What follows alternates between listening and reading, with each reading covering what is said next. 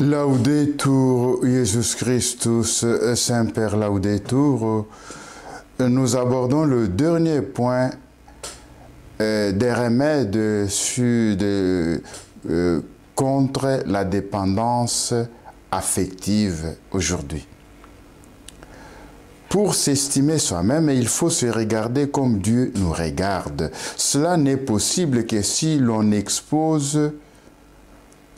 s'expose longuement à la lumière des dieux dans la prière et qu'on ne veuille plus se regarder que dans cette lumière qui est tout amour. Lorsque j'aurai aperçu un peu jusqu'à quel point Dieu m'aime et la façon infiniment délicate avec laquelle il m'aime, à la fois stupéfié par cet amour, sans borne et profondément encouragé, si je m'en laisse pénétrer, je commencerai à m'estimer moi-même, à m'aimer d'abord pour être en mesure d'aimer les autres. S'estimer soi-même, c'est aimer tout ce que Dieu a fait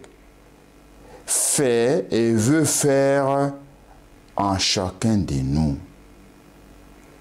C'est dans la conscience de notre intelligence et impuissance radicale, abandonner toutes nos misères, nos lâchetés, nos faiblesses, nos besoins à la miséricorde de Dieu. Ce qui ne peut se faire qu'en se jetant sans réticence dans les bras du bon pasteur de nos âmes, Jésus-Christ. Comment s'estimer si la vue de nos misères, qui sont bien plus grandes que nous pouvons le penser, n'engendre en nous que des sentiments négatifs?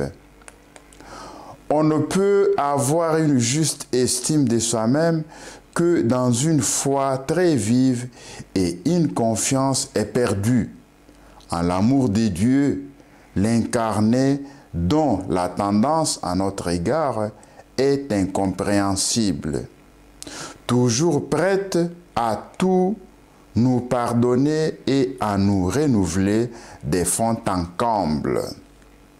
S'estimer soi-même, c'est aimer l'image que Jésus cherche à faire de lui-même en nous.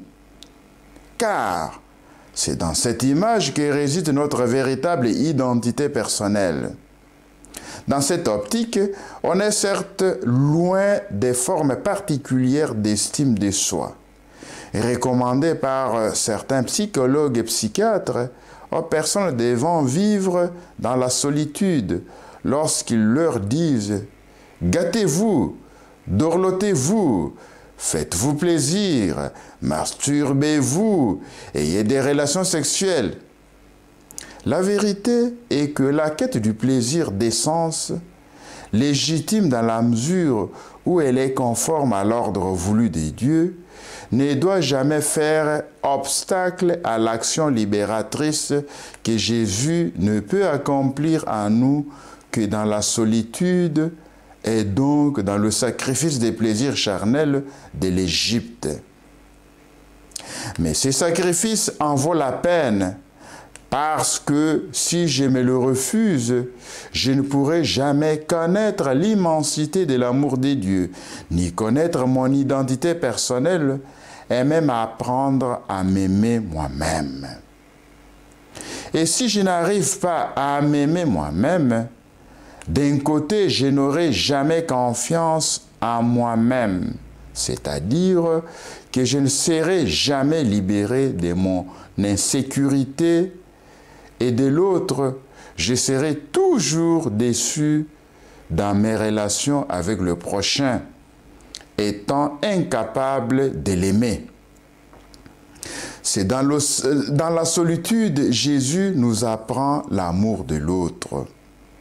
Dans la solitude, il faut donc apprendre de Jésus à s'aimer soi-même, et c'est à son école aussi qu'il faut se mettre pour apprendre à aimer l'autre, car Jésus est le grand et parfait docteur de l'amour. Sans les modèles d'amour qu'il nous offre et sans sa grâce, On ne saurait aimer l'autre d'une façon vraie et totale, dans la liberté du cœur. L'amour-passion donne lieu à tous les excès qui culminent dans l'attachement aveugle à une autre personne, dont on devient l'esclave. Cet amour aveugle tue la liberté du don de soi-même.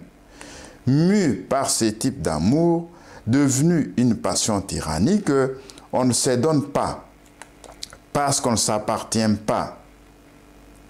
Ou, si vous voulez, on appartient déjà à un autre, avant même d'avoir pris la décision mûrue de se donner à lui. La femme dépendante qui désire se marier, ce qui est sans doute un bon désir, s'accrochera souvent au premier venu qui lui manifestera de l'affection. En l'idéalisant, elle pensera que cet homme lui aura été envoyé par Dieu. Comment donc est-il possible de faire un bon choix des partenaires lorsqu'on est dépendant affectif?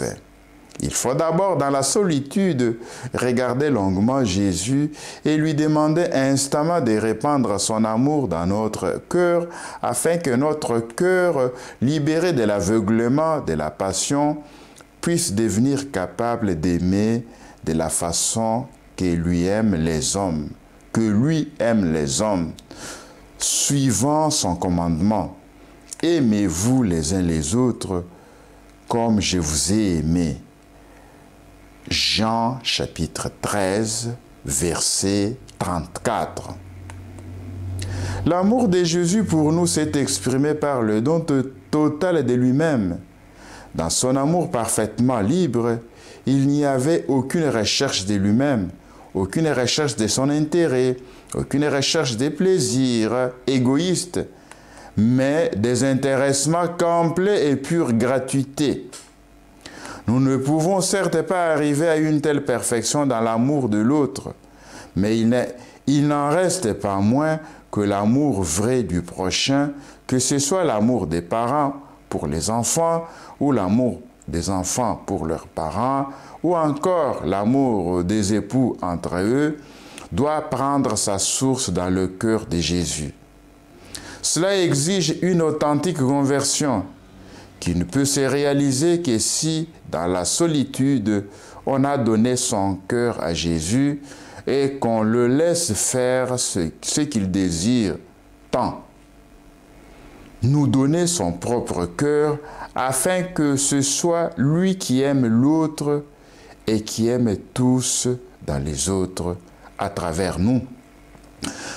Frères et sœurs, nous venons de terminer le thème de la dépendance affective.